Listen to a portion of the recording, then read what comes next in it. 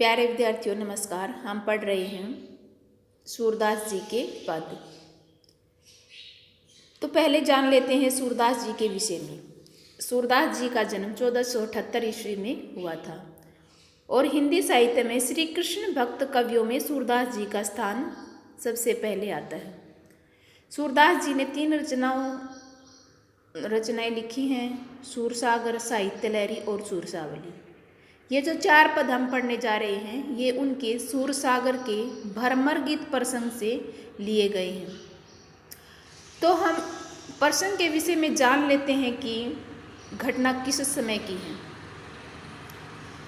श्री कृष्ण जी ब्रज क्षेत्र में रहते थे। वहाँ पर गोपियाँ श्री कृष्ण से बहुत अधिक प्रेम करती थी, लेकिन श्री कृष्ण जी ब्रज क्षेत्र को छोड़ करके मथुरा चले जाते हैं और मथुरा जाकर के श्री कृष्ण जी गोपियों को भूल जाते हैं। गोपियाँ बार बार उनके पास संदेश भेजती हैं, लेकिन श्री कृष्ण जी नहीं आते और वो गोपियों को शांत करने के लिए योग का संदेश भेजते हैं अपने मित्र उद्धव के हाथ।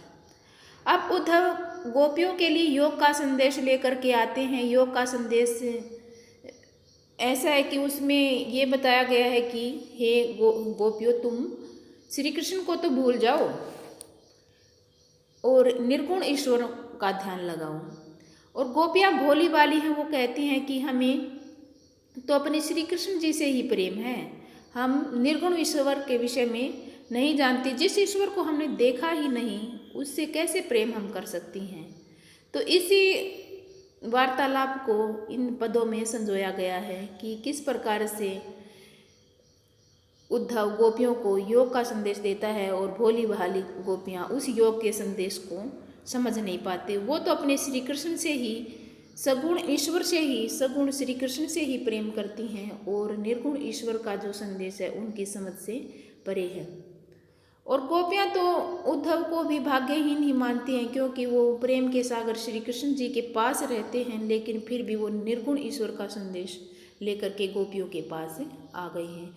तो देखते हैं कि प्रथम पद में किस प्रकार से बातें करती हैं गोपियाँ उद्धव के साथ। उद्धव संदेश लेकर के आया है और गोपियों को वो योग का संदेश सुनाता है। कहता है कि तुम श्री कृष्ण जी को भूल जाओ और ज्ञान योग का ध्यान करो, निर्गुण ईश्वर में ध्यान लगाओ। तब गोपियाँ उद्धव को क्या कहती हैं? उद्धव, हे उद्धव, तुम हो अति बड़भागी, तुम बहुत ही अधिक भाग्यशाली हो। गोपियाँ उद्धव से कहती हैं, जब उद्धव गोपियों के लिए योग का संदेश लेकर आते हैं और उन्हें योग का संदेश सुनाते हैं, तब गोपियाँ उद्धव से कहती हैं कि हे उद्धव, तुम बहुत ही अधिक भाग्यशाली हो। अर्थात यहाँ पर गोपियाँ वास्तव में उनको भाग्यशाली नहीं समझती, बल्कि कटाक्ष रूप में उनको भाग्यशाली कहती हैं, क्योंकि जो प्रेम तत्व से दूर होता है वह भाग्यशाली नहीं बल्कि दुर्भाग्यपूर्ण व्यक्ति होता है। गोपियाँ कहती हैं, अपरस रहत स्नेह तगाते नाहिन मन अनुरागी। अपरस निर्लिप्त रहत रहते हो स्नेह प्रेम के तगा धागे से, नाहिन नहीं मन अनुरागी अनुरक्त होना। हे उद्धव, तुम तो प्रेम के धागे से हमेशा ही दूर रहते हो और तुम्हारा मन किसी के प्रेम में नहीं लगता। पुरैनी पात रहत जल भीतर ता रस देह न दागी। अब गोपियाँ उद्धव की तुलना कमल के पत्ते से करते हुए कहती हैं कि तुम तो कमल के पत्ते के समान हो। जिस प्रकार कमल का पत्ता पानी के अंदर रहता है, लेकिन उसके ऊपर पानी की एक भी बूंद नहीं ठहरती। जो जल मा तेल की गागरी, बूंद न ताकू लागी। अब गोपियाँ उद्धव की तुलना तेल की मटकी से करते हुए कहती हैं कि तुम तो तेल की उस मटकी के समान हो जो पानी में रहती, लेकिन पानी की एक भी बूंद उसके ऊपर नहीं ठहरती। प्रीति नदी में पाँव न बोरियो, दृष्टि न उपपरागी। अब गोपियाँ कहती हैं कि हे उद्धव, तुम तो प्रेम की नदी श्री कृष्ण के पास रहे हो, लेकिन तुमने श्री कृष्ण की प्रेम रूपी नदी में कभी भी पैर नहीं डुबोए। अर्थात तुम श्री कृष्ण जी के पास रहे हो। श्री कृष्ण तो प्रेम की नदी हैं, लेकिन तुमने कभी भी उनके प्रेम में तुम लिप्त नहीं हुए हो। दृष्टि न रूपरागी, और तुम्हारी तुम किसी के रूप को देख करके भी उसके ऊपर मोहित नहीं हुए हो। गोपियाँ कहती हैं कि तुम श्री कृष्ण के पास रहे हो, श्री कृष्ण जी तो प्रेम की नदी हैं, लेकिन फिर भी तुमने उनसे प्रेम नहीं किया, और तुम तो किसी के रूप को देख कर भी उसके ऊपर मोहित नहीं हुए हो। अर्थात हे उद्धव, तुमने आज तक किसी से प्रेम नहीं किया है, तुम प्रेम तत्व के विषय में नहीं जानते। सूरदास अबला हम भोरी गुर चाटी जो पागी। सूरदास जी के अनुसार गोपियाँ कहती हैं कि हे उद्धव, हम तो भोली भाली अबला हैं, अर्थात स्त्रियां हैं, श्री कृष्ण के प्रेम में उसी प्रकार फंस गई हैं जिस प्रकार से गुड़ में चींटियां फंस जाती हैं और उसमें से निकल नहीं पाती। हम भी श्री कृष्ण के प्रेम से अब निकल नहीं पा रही हैं। इस प्रकार से गोपियां उद्धव से तर्क वितर्क करते हुए प्रेम तत्व की महानता के विषय में बताती हैं। एक बार फिर से देखिए, गोपियाँ उद्धव के योग संदेश को सुन करके कहती हैं कि उद्धव, तुम हो अति बड़भागी। हे उद्धव, तुम बहुत ही अधिक भाग्यशाली हो, अर्थात तुम भाग्यशाली नहीं हो, क्योंकि तुम प्रेम तत्व के विषय में बिल्कुल भी नहीं जानती। अपरस रहत स्नेह तगाते नाहिन मन अनुरागी। तुम हमेशा ही प्रेम के धागे से दूर रहते हो, प्रेम के बंधन से दूर रहे हो, तुम्हारा मन किसी से के प्रेम में अनुरक्त नहीं हुआ, प्रेम में नहीं लगा है। अब गोपियाँ उद्धव की तुलना कमल के पत्ते से करते हुए कहती हैं, पुरैनी पात रहत जल भीतर तारस देह न दागी। तुम तो कमल के पत्ते के समान हो, जो जल के अंदर रहता है, लेकिन उसके ऊपर पानी की एक भी बूंद निशान नहीं छोड़ती। जो जल मा तेल की गागरी बूंद न ताको लागी। अब गोपियाँ उद्धव की तुलना तेल की मटकी से करते हुए कहती हैं कि तुम तो तेल की उस मटकी के समान हो जो पानी में रहती है, लेकिन पानी की एक भी बूंद उसके ऊपर नहीं ठहरती। प्रीति नदी में पाँव न बोरियो दृष्टि ने रूप परागी। गोपियाँ कहती हैं कि तुम श्री कृष्ण जो प्रेम की नदी हैं उनके पास रह कर के आए हो, लेकिन तुमने कभी भी उस प्रेम की नदी में पैर नहीं डुबे, अर्थात उनसे प्रेम से बातें नहीं की, और तुम्हारा हृदय कभी भी किसी के रूप को देखकर मोहित नहीं हुआ, अर्थात तुमने तो कभी प्रेम तत्व के विषय में जाना ही नहीं है। सूरदास अबला हम भोरी गुड़ चाटी जो पागी। अब सूरदास जी के अनुसार गोपियाँ कहती हैं कि हम तो भोली वाली स्त्रियां हैं, श्री कृष्ण जी के प्रेम में उसी भांति फंस गई हैं जिस प्रकार से चींटियां गुड़ में फंस जाती हैं और उसमें से निकल नहीं पाती। हम भी श्री कृष्ण के प्रेम में मुग्ध हो गई हैं, फंस कर रह गई हैं, अब उससे मुक्त नहीं हो पा रही हैं। इस प्रकार से गोपियाँ प्रेम तत्व की महानता के विषय में बताती हैं।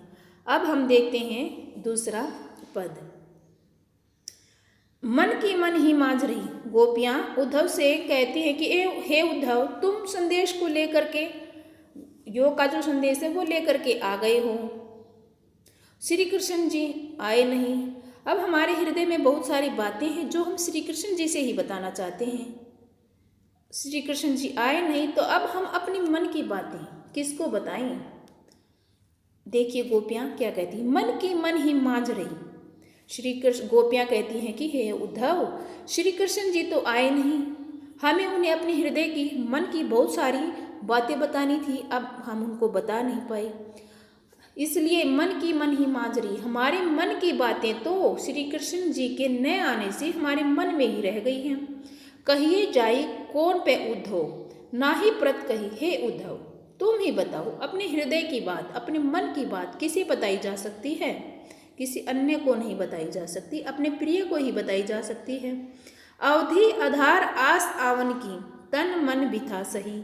हम तो श्री कृष्ण के आने की समयावधि को आधार मान करके ही तन, शरीर की, मन, अपने मन की बिथा, पीड़ा को सही सही जा रही थी। हम तो सोच रही थी कि श्री कृष्ण जी थोड़े समय में आ जाएंगे, और इसी अवधि को आधार मान करके हम अपने शरीर और मन की पीड़ा को सहे जा रही थी।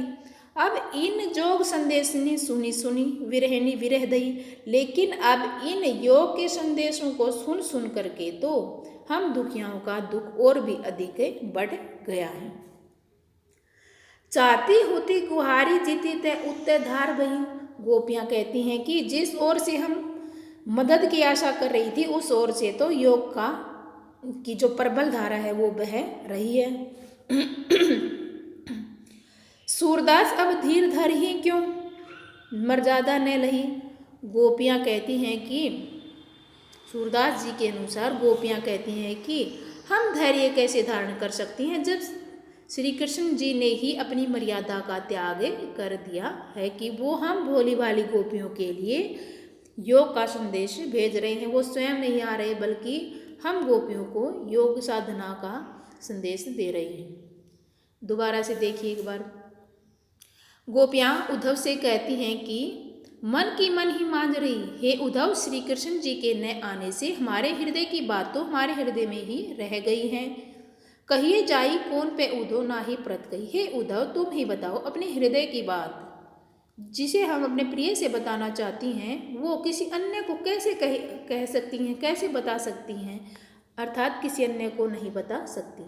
अवधि आधार आसावन की तन मन भी था सही। हम तो श्री कृष्ण जी के आने के समय अवधि को ही आधार मान करके अपने शरीर और मन की पीड़ा को सहे जा रही थी। अब इन योग संदेश ने सुनी विरहनी विरह दही। अब इन योग के संदेशों को सुन करके तो हम दुखियाओं का दुख और भी अधिक बढ़ गया है। चाहती हुती गुहारी जिथि तय उत्तय धार बही। हम जिस ओर से मदद की आशा करते थे कि श्री कृष्ण जी आ जाएंगे, लेकिन उस ओर से तो ज्ञान योग की धारा बह रही, अर्थात उस ओर से तो ज्ञान योग का संदेश आ गया है। सूरदास अब धीर धर ही क्यों मर्यादा न लही। सूरदास जी के अनुसार गोपियाँ कहती हैं कि अब हम धैर्य कैसे धारण कर सकती हैं जब श्री कृष्ण जी ने ही अपनी मर्यादा को त्याग दिया है और हम गोपियों के लिए योग का संदेश भेजा है। अब देखते हैं तीसरा पद। यहाँ पर गोपियाँ अपनी तुलना हारिल पक्षी से करती हैं। हारिल नाम का एक पक्षी होता है जो हमेशा अपने पैरों में, पंजों में एक लकड़ी का टुकड़ा दबाए रखता है। उसको ऐसा लगता है कि यदि वो उस लकड़ी के टुकड़े को पकड़ करके नहीं उड़ेगा तो वो उड़ नहीं पाएगा। अपने उड़ने का आधार वह उस लकड़ी के टुकड़े को ही मानता है। अब यहाँ पर इस पद्यांश में गोपियाँ स्वयं को एक हारिल पक्षी के रूप में देखती हैं और श्री कृष्ण जी को वो एक लकड़ी के टुकड़े के रूप में देखती हैं। जिस प्रकार हारिल पक्षी अपने उड़ने का आधार लकड़ी के टुकड़े को मानता है, वैसे ही गोपियाँ अपने जीवन का आधार श्री कृष्ण जी को मानती हैं। गोपियाँ कहती हैं कि जिस प्रकार हारिल को ऐसा लगता है कि वो लकड़ी के टुकड़े को के बिना उड़ नहीं पाएगा, वैसे ही हम भी श्री कृष्ण को के बिना जीवित नहीं रह पाएंगे। अब देखिए गोपियाँ क्या कहती हैं। हमारे हरि हारिल की लकड़ी। गोपियाँ स्वयं की तुलना हारिल पक्षी की लकड़ी से करते हुए कहती हैं कि हमारे लिए श्री कृष्ण जी हारिल पक्षी की लकड़ी के समान है। जिस प्रकार हारिल पक्षी अपने उड़ने का आधार लकड़ी के टुकड़े को मानता है, वैसे ही हमने अपने हृदय में अपने श्री कृष्ण को पकड़ा हुआ है, वही हमारे जीवन का आधार है। मन कर्म वचन नंद नंदन उर, यह दृढ़ करी पकड़ी। गोपियाँ कहती हैं कि हमने अपने मन में, कर्म में, वचन में नंद के पुत्र को अपने हृदय में बसा रखा है और दृढ़ता से उनको पकड़ रखा है, अर्थात हम उन्हीं से प्रेम करती हैं, वही हमारे जीवन का आधार है। जागत सोवत सौपन दिवस निसी कान्ह कान्ह जगरी। गोपियाँ अपने प्रेम को प्रकट करते हुए कहती हैं कि हम तो जागते हुए, सोवत सोते हुए, सौपन सपने में, दिवस दिन में, निशी रात में कान्ह कान्ह श्री कृष्ण जकरी पुकारती रहती हैं। गोपियाँ कहती हैं कि हम तो जागते हुए, सोते हुए, सपने में, दिन रात हमेशा कान्ह कान्ह पुकारती रहती है, हमेशा श्री कृष्ण जी को ही याद करती रहती हैं। सुनत जोग लागत है ऐसो जो करुई ककरी। गोपियाँ कहती हैं कि उद्धव जो योग का संदेश लेकर के हमारे लिए आया है, वह तो हमें ऐसा लगता है जैसे बिल्कुल कड़वी ककड़ी है, हमें बिल्कुल भी अच्छा नहीं लगता। सो तो व्याधि होती है बीमारी, सो तो व्याधि हमको ले आए, देखी सुनी न करी। गोपियाँ कहती हैं कि हे उद्धव, तुम ये कौन सी बीमारी हमारे लिए लेकर आ गए हो। ऐसी बीमारी हमने कभी देखी नहीं है, न ही ऐसी बीमारी के बारे में हमने कभी सुना है, न करी, न ही व्यवहार में आई, अर्थात कभी भी हमें ऐसी बीमारी लगी भी नहीं है। यह तो सूर तिन ही लय सोपो जिनके मन चकरी। सूरदास जी के अनुसार गोपियाँ कहती हैं कि हे उद्धव, यह बीमारी तो तुम उन लोगों को जाकर सौंप दो जिनके मन चक्री चंचल हैं, अर्थात जिनके मन स्थिर नहीं है, उनको योग साधना का संदेश सुनाओ। हम गोपियों का मन तो श्री कृष्ण जी के प्रेम में स्थिर है, बिल्कुल भी चंचलता लेश मात्र भी नहीं है। हमें इस योग की कोई आवश्यकता नहीं है। फिर से देखिए एक बार, गोपियाँ कहती हैं हमारे हरि आरेल की लकड़ी, हमारे श्री कृष्ण तो हमारे लिए हारिल पक्षी की लकड़ी के समान है। जिस प्रकार हारिल पक्षी लकड़ी के टुकड़े को पंजों में दबाकर सोचता है कि यही मेरे उड़ने का आधार है, उसी प्रकार से हमने अपने हृदय में श्री कृष्ण को बसा रखा है और वही हमारे जीवन का आधार है। गोपियाँ कहती हैं कि हम मन से, कर्म से, वचन से नंद के पुत्र को, श्री कृष्ण को हमने अपने हृदय में बसा रखा है और दृढ़ता से पकड़ रखा है, उन्हीं से हम प्रेम करती हैं। हम जागते हुए, सोते हुए, सपने में, दिन में, रात में हमेशा श्री कृष्ण पुकारती रहती हैं। सुनत जोग लागत है ऐसो जो करुई ककड़ी। गोपियाँ कहती हैं कि जो योग संदेश के विषय में जब हम सुनते हैं तो हमें ऐसा लगता है कि यह एक कड़वी ककड़ी है, हमें बिल्कुल अच्छा नहीं लगता। सो तो व्याधि हमको ले आए, देखी सुनी न करी। गोपियाँ कहती हैं कि हे उद्धव, तुम हमारे लिए ये कौन सी बीमारी लेकर आ गए हो? नहीं तो हमने ऐसी बीमारी कभी किसी को हुई देखी है, ना हमने ऐसी बीमारी के विषय में कभी सुना है और न ही कभी हमें ऐसी बीमारी लगी है। यह तो सुरतीन ही ले सौंपो जिनके मन चक्री। सूरदास जी के अनुसार गोपियाँ कहती हैं कि हे उद्धव, यह बीमारी तो तुम उन्हीं लोगों को जा करके सौंप दो जिनके मन चंचल हैं। हमारा मन तो श्री कृष्ण के प्रेम में लगा हुआ है, हमें इस योग संदेश की कोई आवश्यकता नहीं है। चतुर्थ पद में देखिए, हरि है राजनीति पढ़ी आई। श्री कृष्ण जी ब्रज क्षेत्र को छोड़ करके मथुरा चले गए हैं, वहाँ से उद्धव को भेजते हैं योग का संदेश दे करके। अब उस संदेश को सुन करके गोपियाँ आपस में बातें करती हैं और कहती हैं कि हरि है राजनीति पढ़ी आई। हे सखी, क्या तुम जानती हो हरि है राजनीति पढ़ी आई? श्री कृष्ण जी ने तो मथुरा जा करके राजनीति का पाठ पढ़ लिया है। समूझी बात कहत मधुकर के समाचार सब पाए। मधुकर होता है भंवराज, जो एक फूल से दूसरे फूल पर मंडराता है, और यहाँ पर मधुकर शब्द आया है उद्धव के लिए। वो भी संदेश को लेकर आया है, इधर उधर डोल रहा है, इसलिए उद्धव के लिए मधुकर शब्द का प्रयोग किया गया है। एक सखी दूसरी सखी से कहती है कि समूझी बात कहत मधुकर के समाचार सब पाए। क्या तुम इस उद्धव के द्वारा लाए गए समाचार को, योग के समाचार को, संदेश को समझ पा रही हो? एक अति चतुर होते पहले ही अब गुरु ग्रंथ पढ़ाए। एक तो श्री कृष्ण जी पहले ही बहुत अधिक चालाक थे, अब तो उन्होंने ज्ञान के बड़े बड़े ग्रंथ पढ़ लिए हैं। अब तो मथुरा जा करके वो बहुत अधिक उनकी बुद्धि बढ़ गई है, बहुत अधिक विस्तृत हो गई है, जो वो हम गोपियों को भी योग पढ़ाना चाहते हैं। बढ़ी बुद्धि जानी जो उनकी योग संदेश पढ़ाए। हे सखी, मुझे ऐसा लगता है कि उनकी बुद्धि बहुत ही अधिक विस्तृत हो गई है, जो हम भोली भाली गोपियों को भी वो योग साधना का संदेश पढ़ाना चाहते हैं। उद्धव भले लोग आगे के पर हित डोलत धाये। हे उद्धव, पहले लोग बहुत ही भले हुआ करते थे, हमेशा परहित, दूसरों के हित के लिए डोलत धाये, दौड़े दौड़े फिरा करते थे।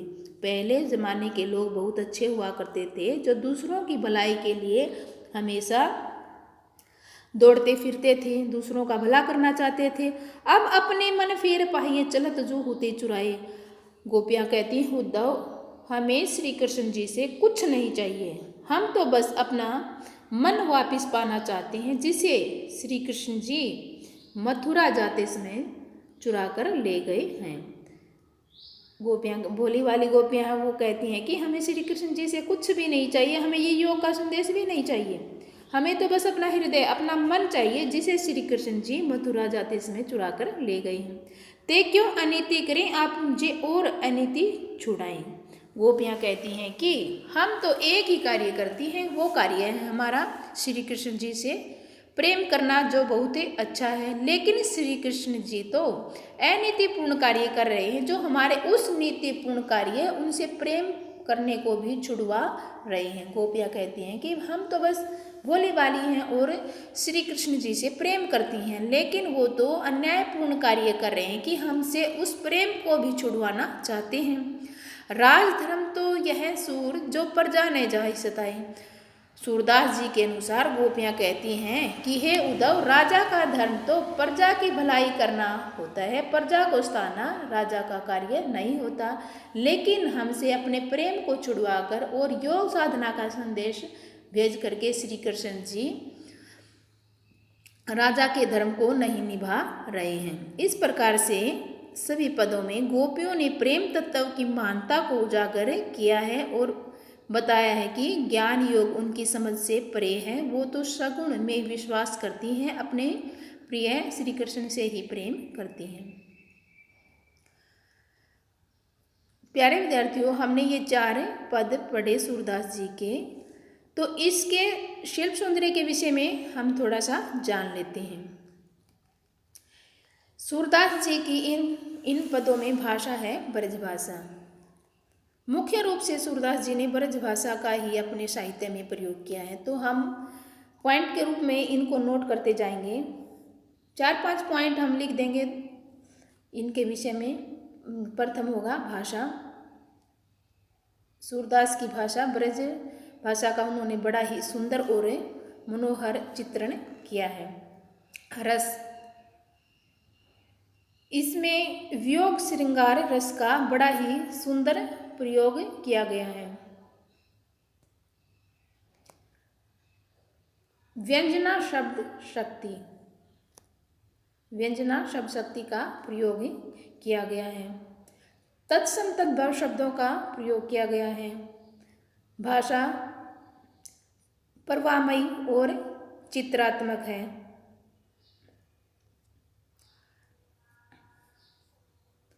आप अलंकार अपने हिसाब से छांटेंगे, हर एक जो पद है उसमें से आप अपने हिसाब से छांट लेंगे।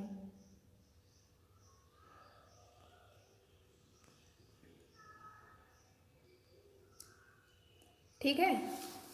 भाषा कौन सी है? ब्रज भाषा का सुंदर प्रयोग किया गया है। वियोग श्रृंगार रस का प्रयोग किया गया है। व्यंजना शब्द शक्ति है।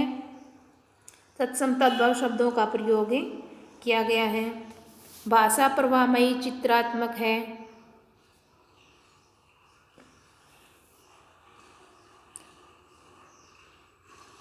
और ब्रज क्षेत्र को छोड़ करके मथुरा में जाने के बाद के प्रसंग का वर्णन इन सभी पदों में किया गया है। आशा करती हूँ कि आपको ये सारी बातें अच्छे से समझ में आ गई होंगी और आप इसको ध्यान से पढ़ेंगे। धन्यवाद।